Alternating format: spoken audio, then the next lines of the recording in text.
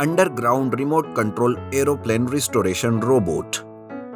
गांव में underground train निर्माण का काम चलने वाला था। गांव के लोग इस बात से बड़े ही खुश हो गए थे। गांव में अंडरग्राउंड ट्रेन बनेगी तो गांव में रोजगार भी आएगा, किसी ना किसी को कोई ना कोई तो काम मिल ही जाएगा। सरकार ने ये काम बहुत अच्छा किया है गांव के लिए। इस तरह गांव में लोगों की बातें चल रही थी, जिस वजह से खुशी की लहर फैली थी। अंडरग्राउंड ट्रेन निर्माण का काम शुरू हो जाता है। गांव के बाहर जेसीबी और क्रेन की मदद से खुदाई का काम शुरू किया जाता है, लेकिन एक दिन अचानक काम बंद हो जाता है। तब गांव का काम करने वाला एक आदमी पूछता है, अरे भाई, ये अचानक काम क्यों बंद कर दिए? क्या हुआ? अब तक तो सब ठीक ठाक चल रहा था ना, फिर ये जेसीबी और क्रेन यहाँ से क्यों जा रहे हैं? अरे भाई, क्या करे, सुरंग के अंदर बहुत बड़े बड़े पत्थर है, जिसे बाहर निकालना या फोड़ना जेसीबी या क्रेन से नहीं हो सकता, इसलिए सरकार ने काम बंद करने के लिए कहा है। कुछ ही देर में यह बात गांव में फैल जाती है। गांव वाले काम मिलेगा इस बात से तो खुश थे, पर यह सुनते ही वो नाराज हो जाते हैं। उसी गांव में प्रमोद नाम का एक लड़का रहता है, जो एक इंजीनियर था। वो गांव वालों की परेशानी समझता है और उस गड्ढे में जाकर देखता है। अरे बाप रे, सच में ये तो बहुत ही बड़े बड़े पत्थर है। सही कहा इंजीनियर ने, जेसीबी से इन पत्थरों को फोड़ा नहीं जा सकता, इसके लिए तो रोबोट की मदद लेनी होगी। ये सोचकर प्रमोद घर जाकर रोबोट बनाने के काम में लग जाता है। कुछ ही दिनों में उसका रोबोट बनके तैयार हो जाता है और वो रोबोट को लेकर अंडरग्राउंड में जाता है। रोबोट के सामने वो बड़े बड़े पत्थर भी मामूली थे। रोबोट देखते ही देखते सारे पत्थरों को फोड़ देता है और उन्हें बाहर निकाल फेंकता है। तब सारे गांव वाले प्रमोद की बहुत ही तारीफ करते हैं। अरे वाह, हमार प्रमोद तो बहुत ही होशियार निकला।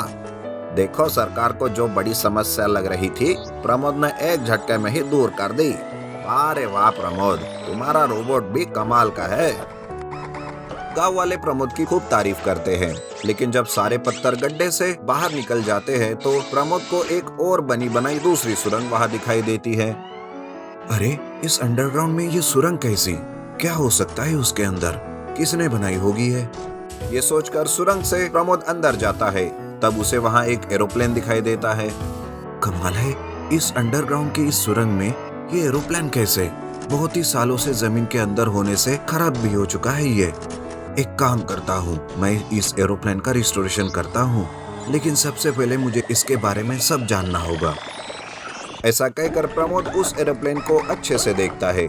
एरोप्लेन पर लिखे हुए नंबर को वो रोबोट के मॉनिटर पर टाइप करता है, तो वहां उसे एरोप्लेन की सारी जानकारी आ जाती है। उसे पढ़कर प्रमोद कहता है, अच्छा, ये तो वही एरोप्लेन है जो सालों बाहर देश के स्मगलर हमारे देश की पूंजी चुरा कर ले जा रहे थे। तब कुछ खराबी की वजह से ये यहाँ रख दिया गया होगा। उसके बाद इसको किसी ने नहीं देखा। ये तो हमारे देश के लिए बहुत बड़ी बात है।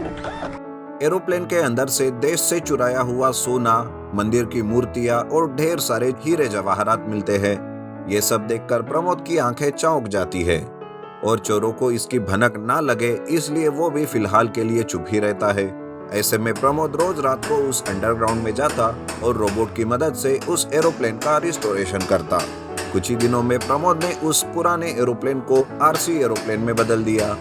अब बारी आती है सबको बताने की, लेकिन जो नहीं होना था आखिरकार वही होता है।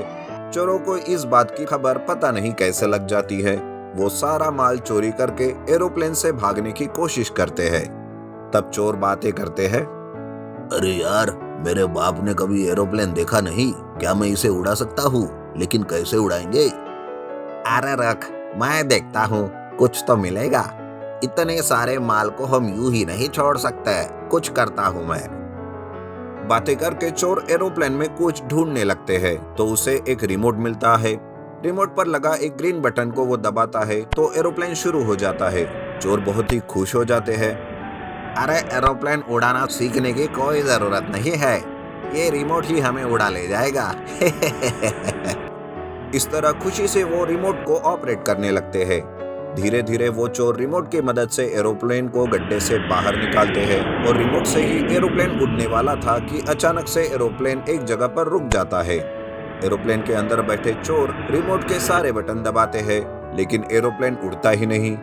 उन्हें कुछ समझ में नहीं आता। तब वो बाहर आकर देखते हैं तो एक रोबोट एरोप्लेन को पकड़े हुआ था। पुलिस भी उन दोनों को पकड़कर जेल का रास्ता दिखाती है और प्रमोद से वो कहते हैं, तुम्हारी वजह से जेल से भागे हुए चोर तो मिल गए, साथ ही साथ हमारे देश की जो मूल्यवान संपत्ति थी वो भी मिल गई। Well done Pramod. प्रमोद को अच्छा इनाम भी मिलता है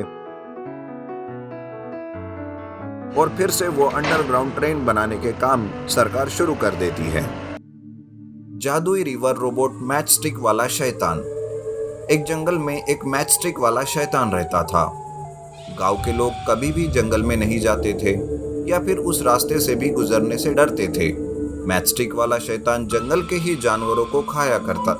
एक बार शैतान सोचता है, अरे ये जंगल के पशु खा खा कर मैं तो उब गया हूँ।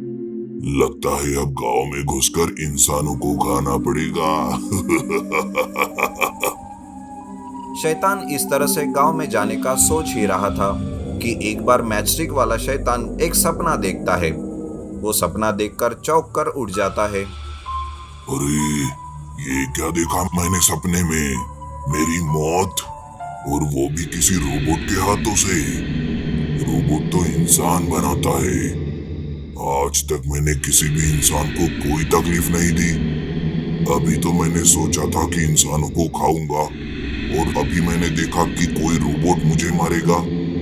ये क्या हो रहा है मेरे साथ? शैतान अपनी मौत का सपना देखकर बहुत ही डर जाता है और वो जंगल से गांव में घुस जाता है। गांव में अचानक से आए हुए उस मैच स्टिक शैतान को देखकर सारे लोग डरकर अपने अपने घरों में छुप जाते हैं। शैतान हर घर को तोड़कर रोबोट को ढूंढने लगता है। ऐसा करते करते वो पूरे गांव को तहस नहस कर देता है। पर जब उसे रोबोट नहीं मिलता तब वो शैतान जंगल वापस आ जाता है। उसे देखकर गांव में लोग कहते हैं, अरे भाई ये क्या था? मैंने आज तक ऐसा मैचस्टिक वाला शैतान कभी नहीं देखा। उसे देखकर तो मुझे हार्ट अटैक ही आया था। क्या भयानक था वो। हाँ हाँ चाची, आपको तो हर बात में हार्ट अटैक ही आता है। पर वो आखिर हमारे गांव में क्यों आया था और वो किसे ढूंढ रहा था?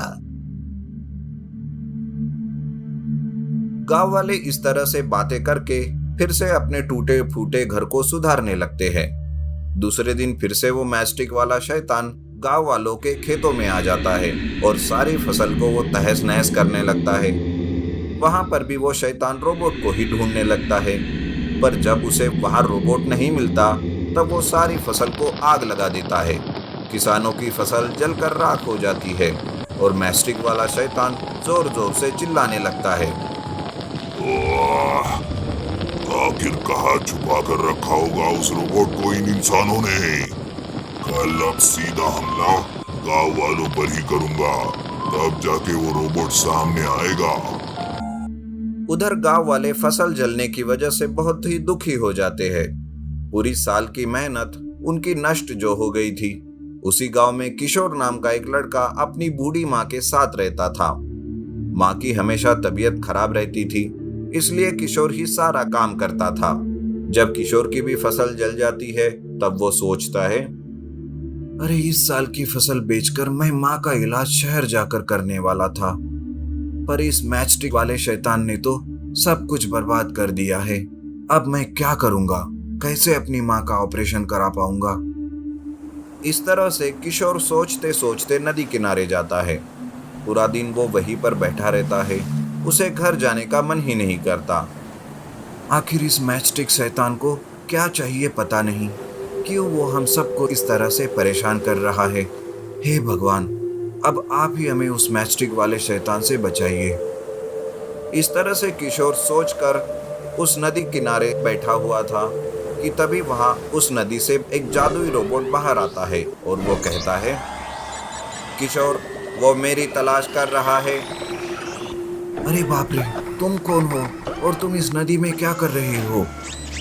मैं एक जादुई रोबोट हूँ। वो शैतान गांव पर वैसे भी हमला ही करने वाला था और मेरे हाथ से ही वो मरने वाला है।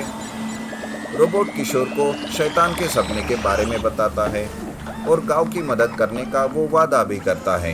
रोबोट किशोर को एक रिमोट देता है और कहता है, ये लो किशोर, ये रिमोट रख लो कल जब वो शैतान गांव आएगा तो ये रिमोट का बटन दबा देना, मैं तुरंत वहां आ जाऊंगा। तुम घबराओ मत, मैं तुम्हारे साथ हूँ। जादुई रोबोट ऐसा कहकर फिर से नदी के अंदर चला जाता है। किशोर को भी थोड़ी तसल्ली मिल जाती है और वो रिमोट लेकर घर चला आता है। दूसरे दिन फिर से मैचस्टिक वाला शैतान गांव में घुस आता है और वो लोगों को पकड़ पकड़ कर मार रहा होता है। मरने की डर से लोग इधर उधर जान बचाने के लिए भाग रहे थे। तब किशोर तुरंत रिमोट का बटन दबा देता है और जादुई रोबोट भी वहां तुरंत आ जाता है और वो सीधा शैतान के सामने खड़ा हो जाता है। तब शैतान कहता है, ओह, तो तू है जो मुझे मारने वाला है। पर मैंने तुझे ढूंढ ही लिया। नहीं नहीं शैतान, तूने मुझे नहीं, मैंने तुझे ढूंढा है।